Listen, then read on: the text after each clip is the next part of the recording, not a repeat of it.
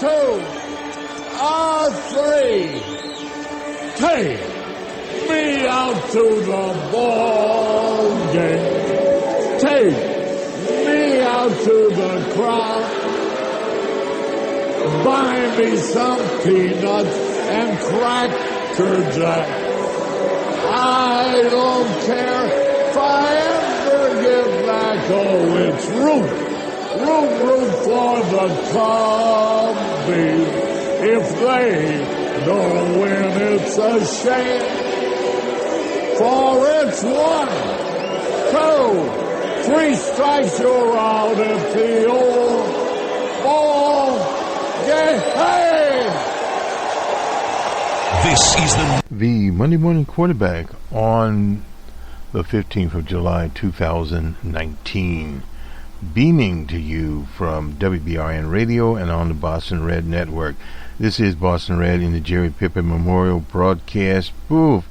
Very interesting situations coming up. First, we'll bring you up to date on a number of events, and later in the broadcast, we'll have hopefully the sporting roundup from a Sunday night in Major League Baseball. Let's finish off the cricket series here at Lord's. England beat New Zealand. That is finally over. And Nadal beat Roger Federer, at the Wilmington. So those are two contests out of the way. And the Johnson & Johnson, they are the maker of various opioid drugs. That trial is winding down in the state of Oklahoma and in the city of Norman, which is the home of the University of Oklahoma. And today is Prime Day. There are 2 days, Monday and Tuesday. Workers are on strike throughout the country for Prime Day. So that's a very interesting situation. And also, later this week, we'll have a Numbers Man, our financial program, and we'll add to it, we have the chair of the Fed. Last week he gave testimony at the annual Humphrey Hawkins testimony before the Congress. It's mandated and named after the late Senator Hubert Humphrey of Minnesota and Augustus Hawkins of South Central Los Angeles. The chair of the Financial Committee in the House is none other than Maxine Waters of South Central Los Angeles. So we'll have that information there, and we'll also go back to the employment numbers. We evidently omitted that, so we'll put that in so we'll understand where the economy is. And we'll look at China. China's GDP is at 6.2%. The Chinese Communist Party had mandated that they move, the Chinese move from basically an export-oriented economy to a consumption economy, basically like this one, where they use their 1.2 billion people to consume stuff within China and other strategic partnerships across emerging nations in Africa, in Asia, in the Americas, etc.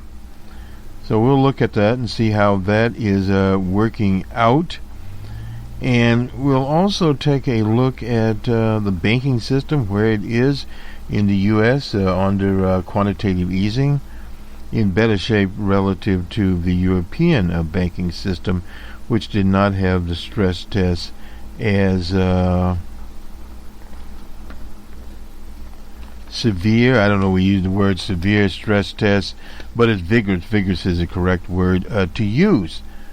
And on to a little bit of Iowa. Very interesting situation there. The ARP is having some forums across the state of Iowa. Various candidates have been there, including Joe Lunchbox Biden. Bernie is there, and Cory Booker, the senator from New Jersey, and Amy Klobuchar from Minnesota. What is sort of interesting about this is Amy Klobuchar has decided to differentiate her campaign from the other campaigns, in that the leaders are there, at least from the progressive side, Bernie Sanders and Liz Warren, and others are endorsing a Medicare for all. That is Alexandria Ocasio-Cortez, the Green New Deal, those elements. And Amy Klobuchar is basically saying that while those are lofty goals, they are not achievable at this time from a legislative sense, period. Well, part of the function of campaigns has been the function of campaigns since Abraham Lincoln and before, is on the campaign trail, candidates propose various items. They now call it policy, but at that time they did not. And the idea is to elevate these statements, talking points, for the present campaign and for future campaigns. Thus, Liz Warren and particularly Bernie Sanders and Liz Warren. Liz Warren has many, many proposals, and she has been executed on her proposals before. Now, the argument there from a moderate side rests upon in Iowa. Amy is evidently, according to the report, in 6th place. I don't think she's in that bad a shape in Iowa from our standpoint. But however, there are a number of factors in Iowa. Fast-moving situation. Who has the better ground game as far as organization? Bernie is there. People know Bernie in Iowa. And Liz Warren has probably the best organization there. Senator Booker is trying to get his organization together, bringing more people in. And, of course, Joe Biden is well known. She is not as well known in Iowa as she would want to be, but it's one of the places where she has to have one of the 4 or 5 seats out of Iowa to continue on. Now, she's going to have to do better to get into the September debates. Now, that puts a lot of pressure on a candidate from a small state, and particularly a so-called moderate candidate. Now, the word moderate, when it extends to her, Amy, it's not exactly as you would think. She is not that different from the core candidates there, and we'll give an example in a second here, coming forward in the primary. The problem is when you run, as she's ran middle-of-the-road campaigns in Minnesota, taking the Twin Cities, the biggest area, and then going to northern Minnesota, where she is from, and her roots are there, and doing well in southern Minnesota, carrying areas that DJ Trump carried. The difference, however, in the Iowa caucuses are that the base of the Democratic Party is there, and many of those people tend to be much more progressive than the whole of Iowa, because, again, you have Republicans and you have independents that are not in this particular ball game. So you have I won't say a distorted view, you have a different view of what Iowa is. And you have Joe Lunchbox Biden as the 500-pound gorilla sitting there that will pick up a lot of those so-called moderate, middle-of-the-road Democrat-type people. So you do have a big problem. Can she pull it off doing retail politics as she's doing? Well, perhaps so, but she's going to have to spend an inordinate amount of time in Iowa. Iowa is the best shot. New Hampshire, not sure about that. That's another retail politics state, but you have Bernie Sanders next door in Vermont. You have Liz Warren from the Commonwealth. So you have those people already there, and then you, of course, have Beto O'Rourke running around the countryside, the same as in Iowa. So you're going to have a lot of activity there, and these ARP forums will bring it up. How that translates out to actual caucus goers, we don't know at this point in time. We'll start to measure what's going on, and we'll update you on that as some of the polls come out. But the polls at this point in time, like the American body politic, are in a transitional period. They are distorted, and some of what you hear is actually coming from the monopoly media and picking a size. Doesn't matter what is on the ground. And we have the ability of people to call into the caucuses this time around. So that would favor seniors, and as Jesse Jackson would say, the shut-in. and those that simply, for whatever reason, can't get there in case, say, there's a massive snowstorm, etc. That would perhaps favor her more than some of the other candidates that are well organized and have money, and that is the key, having the money to go forward. You have problems if your campaign is projected to be a losing campaign. She wants to stay away from that particular situation if she can. Now, in other events, we have this so-called squad dispute within the Democratic Party, which eventually you would have between the progressive Democrats and the so-called blue dogs, yellow dogs, not sure what they are, and Nancy Pelosi in the middle trying to navigate this situation. When she labeled Alexandria Ocasio-Cortez, our own Congresswoman Presley from the Commonwealth,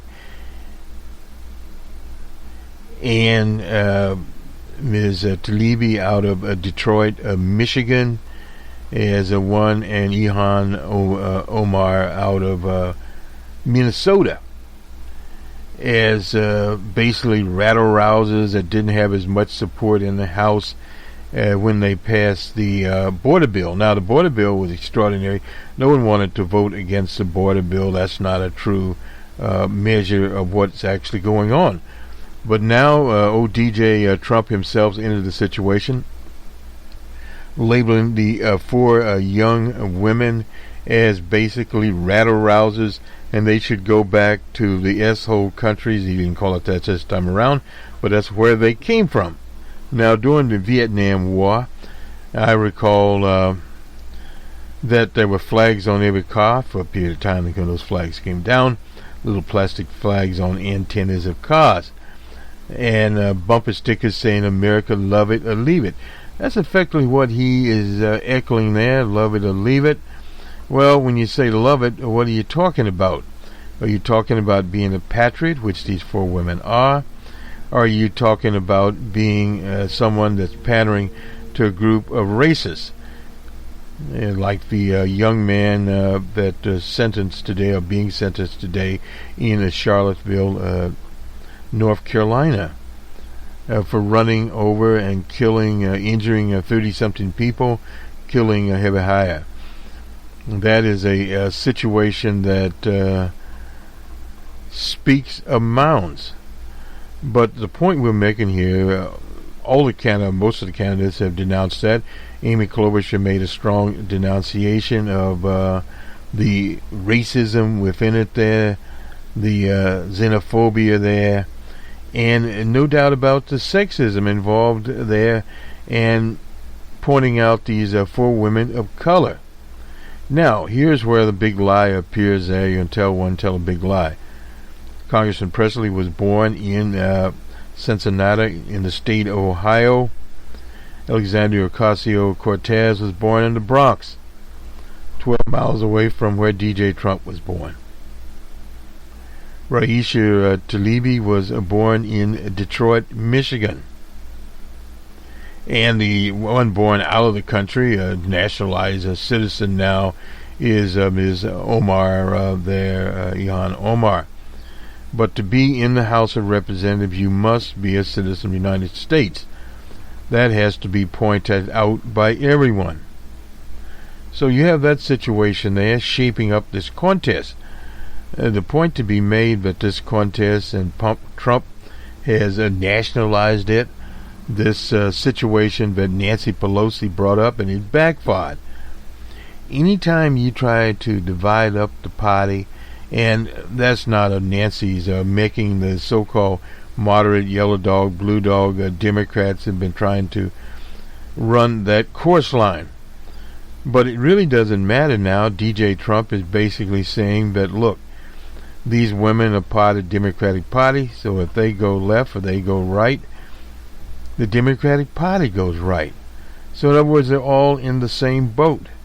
What he calls unjust criticism of America. His Make America Great Again. Well, that would be the same situation as the abolitionists that criticized slavery. The progressive people and people of good conscience that criticized Jim Crow, as LBJ did. and when they signed the Civil Rights Act, the Voting Rights Act. All that is based upon what America is and what the patriots, the true patriots, did at the time, not what the White Citizens Council and Ku Klux Klan did. Now, when you start pandering to those kinds of people, you have basically problems. And if you look at the polling, DJ Trump is anywhere from 43, 44 to 42 to 41%. That is where he is. And you would question why he's using what they call tropes. These underhanded tactics to rev up his base. His base should already be revved up. Over the weekend, they were supposed to have the big, as they say, raids on people. They never occurred.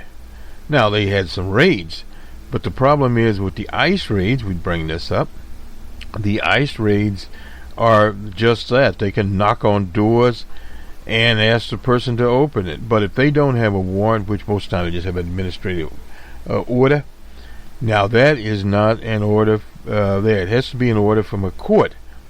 And many times they don't have this. And also people move away. If I were in that situation and I went to court and gave my address as 123 Main Street, USA, chances are I would not be living at 122 Main Street, USA anymore. I'd moved on, or at least I'd moved on during the raid period. And some other people went to sanctuaries like religious institutions, etc. But in Chicago, Mayor Lightfoot and various other people there spoke in depth to the immigrant community and informed them of what their rights are. Now, we heard even someone on the NPR say, well, they're trying to evade that. No, it's what their basic rights are.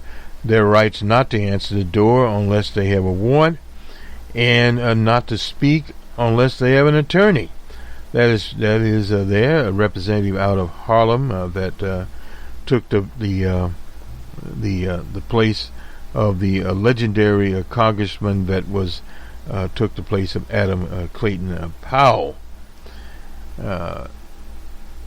Espan is his name. Anyway, he is Dominican, I believe, there, and he basically said the same thing. Any lawyer, that would be the advice there, that they would follow basic defense tactics. If a person doesn't have a warrant, they have no right to enter your abode or house, flat, or whatever it is, period. Now, ICE also seizes people coming out of courtrooms in public spaces if they can find them. But this massive thing was basically set out to excite the base. Well, first of all, if the Trump administration was serious about deporting people, the number given of undocumented workers is undocumented persons is anywhere from 8 to 11 million. They would set a timetable and a program to deport anywhere, and we worked this out on a model, from 1.5 to 2 million people, and would do this in 30 to 60 days or less. Now, if they were serious, that would be a massive blow to economies. It would bring about a recession or a depression. There's no doubt about that, because they would have to pull 1 million people out of this economy and out of this system. Now, it could be done. They would have to, as they say, utilize every plane in the country, and every military plane, every bus, car, bicycle, you name it, to get those people out of the country, period. And of course, also they'd have to catch them. But that in itself would be a massive, but they're not doing this. They are basically following not even the pattern of President Obama. He was known as the deporter-in-chief. He found places, necessarily deport people. He'd bust people away from their workplaces and turn them out. And he did deport a lot of people, no doubt about that, out of the country. DJ Trump, it's a very mixed situation on this. He's been all talk and not very much action. But for a base that has people that have believe that the earth is flat and not round, you can get away with that sort of thing. These are people that are not very informed. and they have an emotional attachment to DJ Trump, the program. And you'd asked what the whole theme, Make America Great Again, did it become at one point in time, but it was not great? Reagan had a new dawn, a new morning in America. That was a different situation. He was coming off of Vietnam, a war that they lost, and the country was where it was. It was a country that was teetering. America held hostage 400 plus days, etc., and he defeated Jimmy Carter, not by a lot, but more in terms of electoral votes. That has been played before. DJ Trump won an election off of a campaign ran by Hillary Rodham Clinton that could be accused of malpractice. No doubt about that. And at the same time, the FBI announcements there about a server and etc., and then coming back and saying, no, she was not on the investigation. Those things, no doubt, took a percentage of the vote away. And DJ Trump won, for example, in Wisconsin by a few thousand votes out of millions. The same thing happened in Pennsylvania. In those states, Pennsylvania, Wisconsin, and Michigan, roughly about 60-something thousand votes separated him. Thus, he became president. She did not. That was a circumference. So in other words, he came in terms, and he lost the national vote, came in as a minority candidate. If it were a parliamentary system, he would have been forced to form a party with other parties. A majority, I would say, with other parties. So that is where we are on the 15th of July, 2019. We'll go now, our special feature, the famed book author Jim Bowden has died. He was an all-star pitcher for the Yankees, and I'm reading from the Hollywood Reporter here. He threw the ultimate curve with the publication of his tell-all book, and you didn't have that at the time, called Ball 4. He died, he was 80 years old. Now, he was born in Great Barrington, Massachusetts. Who else in history was born in Great Barrington, Massachusetts? W.B.E. Du Bois, the great African-American scholar and the author of The Soul of Black People, the Philadelphia Story, etc. So what we can say is, out of Great Burlington, Mass, many great people occurred. So that's the connection between W.B.E. Du Bois and Jim Bowden. Nonetheless, he died at his home in Great Barrington. Did I say Burlington? Barrington on Wednesday. He had suffered 2 strokes in 2012. It had impaired his memory. 5 years later, he was diagnosed with a brain disorder as dementia. In addition to baseball, Bowden had a dalliance with Hollywood, appearing in Robert Altman's, and I saw this film, The Long Goodbye, that was in 1973, as a sleazy friend of Private Eye, Phil Marlowe.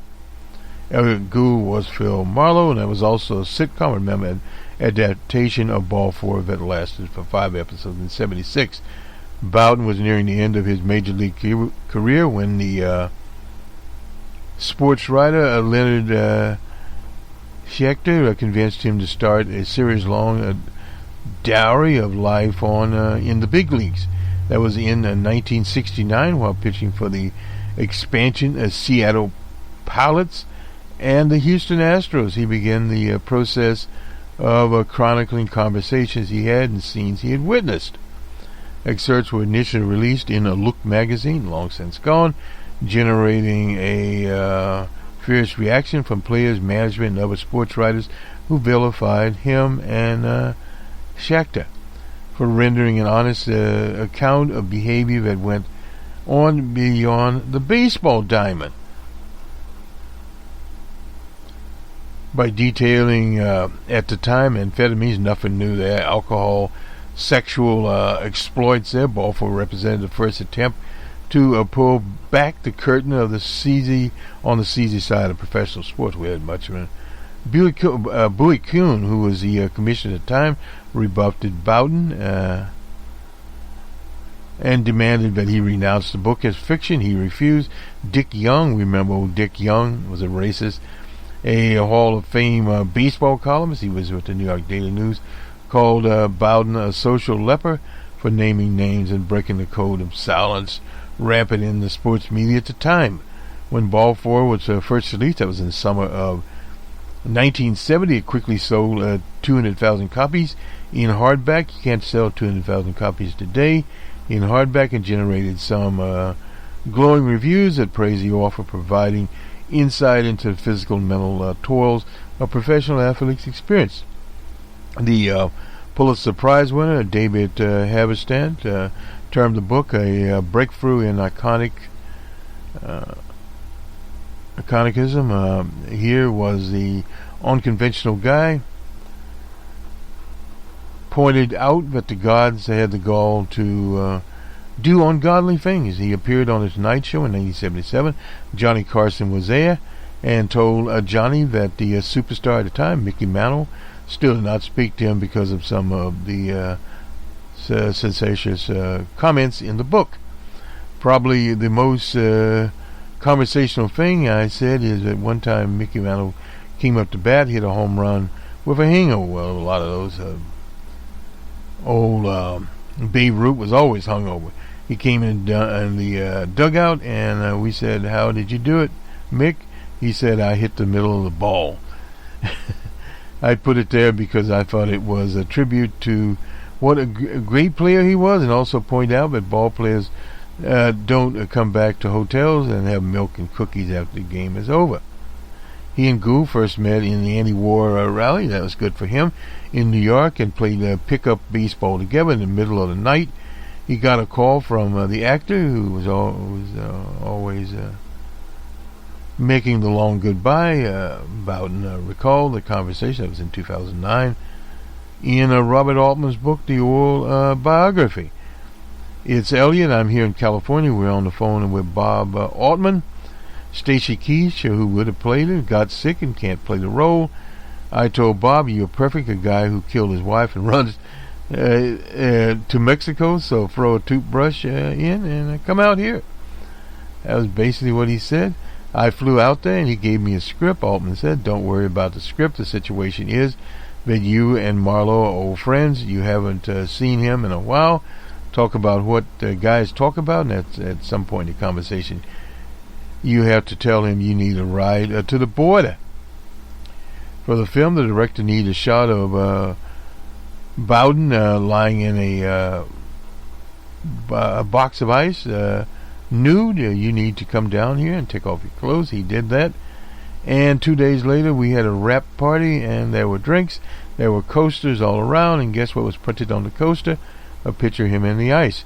James Allen Bowden was born on March the 8th, 1939 in Newark, New Jersey. Grew up a fan of the New York Giants. His father, George, was a business executive. He had two younger brothers, Bob and Pete, and the family lived in suburban New Jersey. Then they moved to Chicago Heights, Illinois, at Boone Township High School. He pitched so infrequently on the baseball team he earned the nickname Warm-Up Bowden. He developed a knuckleball through a no-hitter in his as a senior before enrolling in Western Michigan University. He was 6 foot. He signed for $30,000 with the Yankees in 1958. Began his journey through the minor leagues. Stops in Auburn, New York, Kearney, Nebraska, Greensboro, North Carolina, Amarillo, Texas, before joining the Bronx Bombers in the spring camp in 1962. It surprised many, including Bowden himself. He made the team. He was assigned number 56, a uniform number traditionally handed to players who were unlikely to avoid another stint in the minors. Bowden kept that number throughout his career as an avid reminder of how much work he put in to advance to the big leagues. In 62, the Yankees were an all-star stunted team led by Mantle, and Whitey Ford was there. Yogi Berra was there.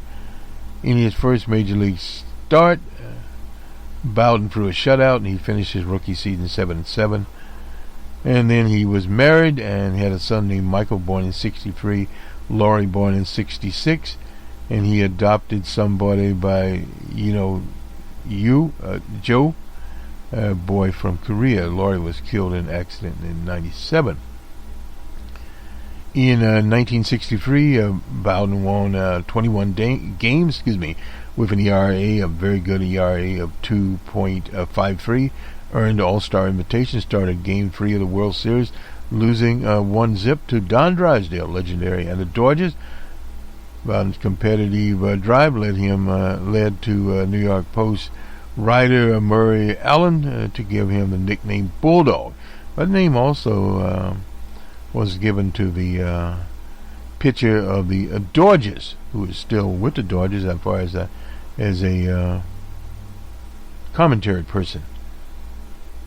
After winning 18 games in 64 and adding 2 World Series victories against the St. Louis Cardinals, Bowden was hindered by a sore bicep as 1965.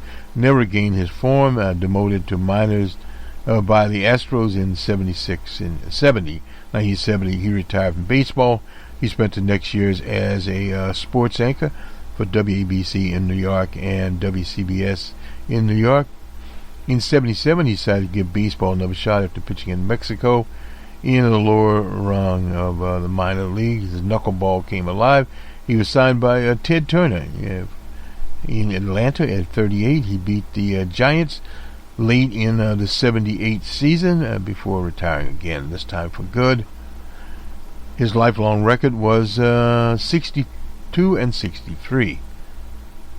And he married Paula Kirkman in 78. She's still alive, became a fixture on the lecture tour, was a delegate for Dr. George McGovern in 1972 convention. He was always outspoken politically and socially, including the South Africa's apartheid policy. Bowden wrote several other books, including Update of Ball 4. I remember read that one. A novel, Strike Zone, that was in 94, and 2003's Ball 4, about his attempts to save a park, an aging ballpark in Pittsfield, Mass. And I won't try to pronounce that name. He also was one of the inventors of Big League Chew, a shredded bubble gum sold in a tobacco-like pouch. None other than Paula Chiant of the New Yorker praised Bowden's turn as Playboy Terry Lennox in The Long Goodbye. Remember that. He was asked in 2008 if he considered making another movie. He said, yeah, nobody called me. He did have a ball for a sitcom with sandwiched between Good Times and All in the Family on Wednesday nights, starring Bowden as Jim Bowden, an aging pitcher for fictional Washington Americans who writes tell-all stories for Sports Illustrated. The former Oakland Raider Ben Davidson played the catcher, Rhino Rhinelander. Winning the show co-creator, a New York newspaper person, Marvin Kittman, were told Ball 4 had been canceled. They said, oh, thank you. You recall, and we can live our lives, we can sleep, we can have weekends, we can have friends over, and be real people again. Publication of Ball 4 elevated Bowden into a public figure, but the ramifications were long-lasting for nearly 3 decades, 30 years. He was excluded from the old-timers events at Yankee Stadium. That changed in 1998 after Michael Bowden told a Father's Day, wrote a Father's Day open letter to the New York Times detailing the family's overwhelming pain in wake of Laurie's death at age 31. A month later, Bowden received a standing ovation when he strolled to the mound wearing his familiar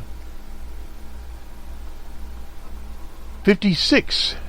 So that's the story of Jim Bowden. We decided we would highlight it as part of our coverage here And we'll look to the New York Times. I think this is the Hollywood Reporter was the best place to have him. Many people. We won't mess with this one.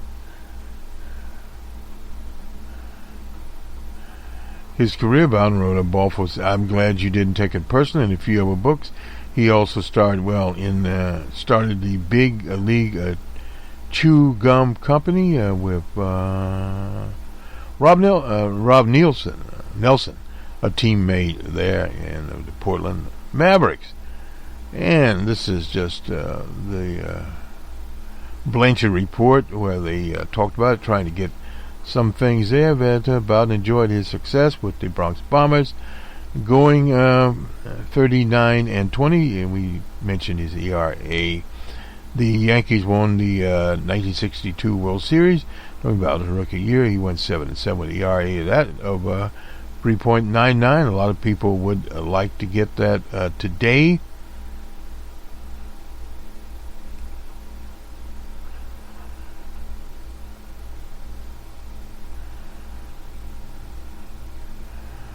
And stimulants are called greenies. I remember those Major League locker rooms, the foul mouth of the Seattle Pilots manager, Joe Schultz. So this was that particular situation, and let's jump over to NPR and see what they have to say. Well, this is basically 50 years ago, a young pitcher won his first Major League game for the Yankees. Jim Bowden went on to become a top-flight player. He became famous and notorious for Ball 4. Anyway, he broke the code of silence. And Neil Conan, talked with Bowden here. And he was a practical joker. He was always pulling stunts in the... Everybody loved Mickey Mantle, and he talked about him in the clubhouse. He was raffling off a Smithfield ham. They're still around. Was talking about how great the ham would taste, and we all put in $2 into a hat or something like that. Then we drew the numbers, and it was my number. I don't know if this was my rookie startup or not, but I went over to the locker room and said, "Hey Mick, I got the winning number. Where's the ham?" He said, "Well, there's no ham." What do you mean? He said, "Well, that's one of the hazards of a game of chance." That's kind of interesting, yeah. Anyway, and let's see, we have been out on the night before having a few drinks. Mickey came into the next day. That was Ralph Halk. Remember him? Don't worry about it. Sleep it off in the trainer's room. And we put someone else in center field. Anyway, the game went extra innings. We had a pinch hitter in the 10th, and somebody went to wake up the Mick. He came out, put a bat in his hand. He walked to home plate, took one press of swing, and hit the pitch into left field bleachers. So just notice that the guys are going nuts, and he comes over across the base. He comes over to the dugout and looks up at the stand, and he says, "Those guys don't even know how tough that really was." And then after the game, the sports writer said, "Mick, how did you have that?" And he said, "Well, it was very simple. I hit the middle of the ball." And I recorded that. I was pitching a bullpen with a minor league team, Class A guys with chewing tobacco, and they were getting sick. One of the kids in the bleacher named Rob Nelson said, "Too bad." There. Anyway, they started chewing bubble gum, which you'll find in the major leagues now. Shredded gum is a pouch. It's called Big League Chew. Sells it to Major League. I think Topper, who is it? The bubble gum company now is that. We didn't think anything more. The season ended. I go home and I got a call from this kid Rob. We hired a lawyer to see if we could sell this idea to a gum company. Big League Chew immediately was a big hit. It still sells after all these years, and we received Health and Safety Award from Collegiate Baseball magazine for creating a healthy alternative. That is Jim Bowden. May he rest in peace. Died last week at 80 years old. this will do it for us. We'll have hopefully some statistics from Major League Baseball from last night on the end here. But this will do it for us, other than the appendage here. This is Boston Red and Jerry Pippin broadcast booth on the 15th of July, 2019. Have a good week, everyone, and we shall be back. You can incidentally find us on Stitcher, Spreaker, Google Podcasts, Apple Podcasts, iHeartRadio. Our fans on iHeartRadio, and the RSS feed. You can always find us there, and we'll be updating BostonRed.com with some of these stories. Definitely we'll get Jim Bowden there.